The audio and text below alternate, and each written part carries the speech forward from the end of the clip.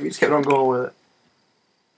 Well, I was walking out of the house one day, and I was walking, and I stubbed my toe. I said, ah, damn! And my mama said, Red, are you okay? I said, bitch, I just stubbed my toe. You need any medicine? No, mama, I don't. And she said, Red, I think I need to take you to the hospital. It's deep. I said, bitch, listen, I ain't Red. This is nothing.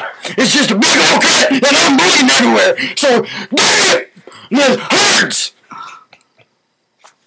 And so I started walking around, and I was like, Mama, give me a Band-Aid. She said, but don't you need pussy need small? I'm like, bitch!